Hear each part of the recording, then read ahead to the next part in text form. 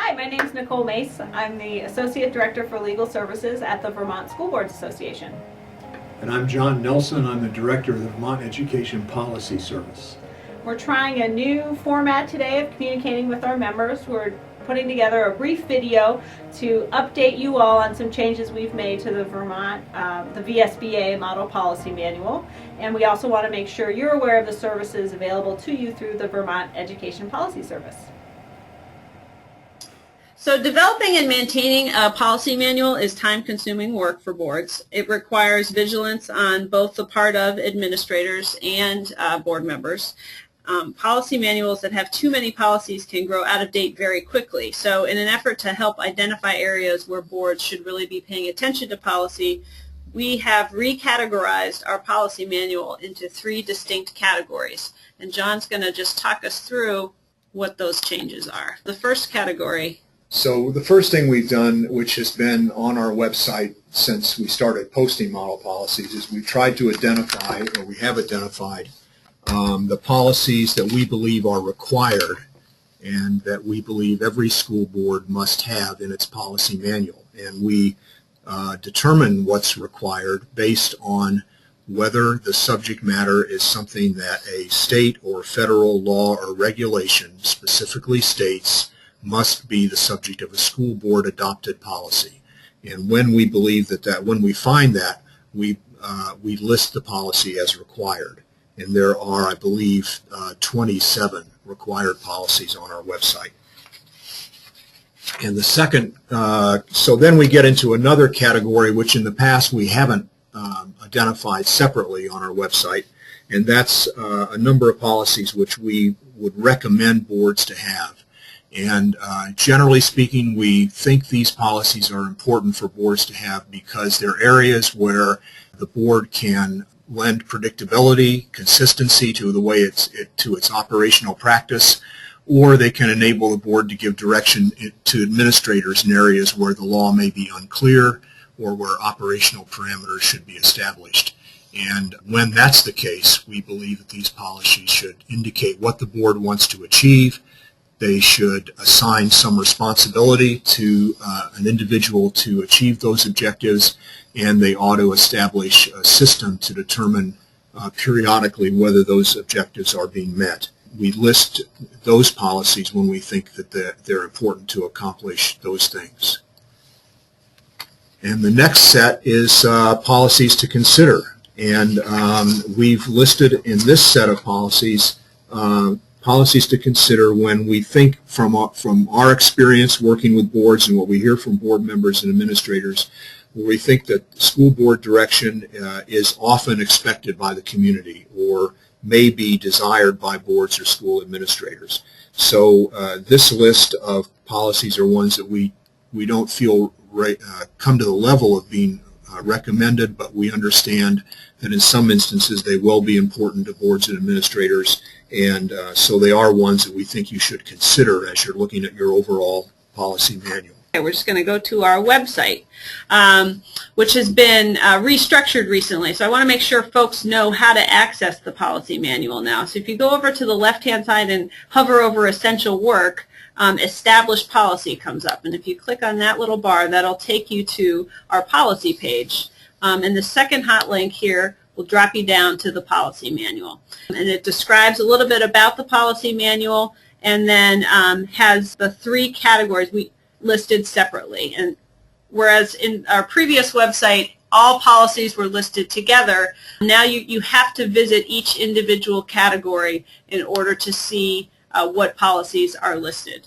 And we've done that intentionally because the whole point here is to have folks be thinking about, is this really an area where we need to have a policy, and if so, why? But we have maintained the same indexing system, so if a policy is still in our manual, it has the same letter and number as it had under the previous system. And we've also maintained our last updated feature so you can see when the latest revisions have been put out by the VSBA. In doing the review, we did eliminate around 10 policies and consolidated several others. And John, do you want to say a few things about why we eliminated policies?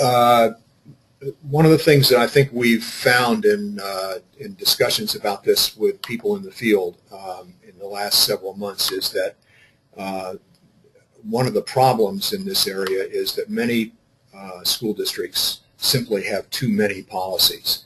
And we think what we've seen is that when you get a policy book that has very many more than 50 policies in it, you're going to run into real problems with administering and managing those policies. So we've looked for ways to reduce the number of policies, and we've identified some that we think can be eliminated, and some of them are ones that you're probably pretty used to having in your policy manual.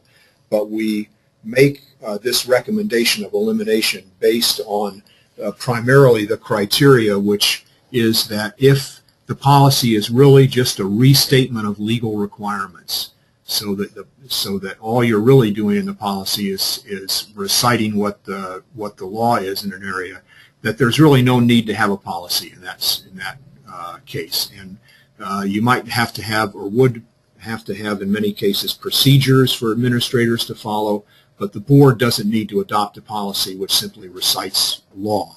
And so in those areas we have suggested elimination. We've also suggested elimination in a couple of areas where the law is very active and where it changes frequently. Search and seizure is an example of this, where you really just can't keep up with the changes in this area of the law in a policy. You would be reviewing it and trying to change it on a bi-monthly basis almost if you did. So we've suggested not having a policy in that area, but again, having a way to deal with it administratively, even though there isn't a policy to govern it. The policy manual work that we do is part of the Vermont Education Policy Service, and as part of the dues boards pay to the VSBA, we publish and maintain the model policy manual. And I'm just going to say a few more things about the Education Policy Service, and then we'll wrap up this video. In addition to the service covered by your dues, we're able to, John, for a modest fee, will also conduct a policy audit to help boards determine what policies they have that need to be revised, consolidated, or eliminated. And then, if necessary or if requested, John's able to help you develop customized policies or a full policy manual if that's a service that you find beneficial. So I'm the contact person here at VSBA for our policy service, and I anticipate there will be questions as folks make their way through the new policy manual, and I'm happy to take your calls and concerns. Finally, we'd like to emphasize that one point that could get lost in this transition to a new format for our policy manual. We've tried to clarify how we determine whether a particular policy is one that is required or one that we recommend for all boards or one that we think that you should consider to meet individual particular needs, or possibly one that might be eliminated. And we're not suggesting that you attempt to implement these recommendations immediately. Rather, we suggest that as you continue to monitor the policies that you have for revision, that you consider these recommendations. And we believe that over time, if you do, it will be beneficial to you to move toward a more concise policy manual, one that can be more easily implemented by administrators and one that can be monitored by school boards. And so I just want to reiterate the fact that this is an evolving process and is one that you should fit to meet your own pace in terms of reviewing your policy manual. And as questions come up around why we've placed a policy in a particular category or what happened to a policy that used to be on our website that's no longer there, I'm happy to take your questions and talk through any concerns you have. So don't be afraid to call me. And you might notice that we're dressed differently than we were at the beginning of this. It's because these lights are so hot that we had to change our clothes. That's all. Don't worry about it. Thank you.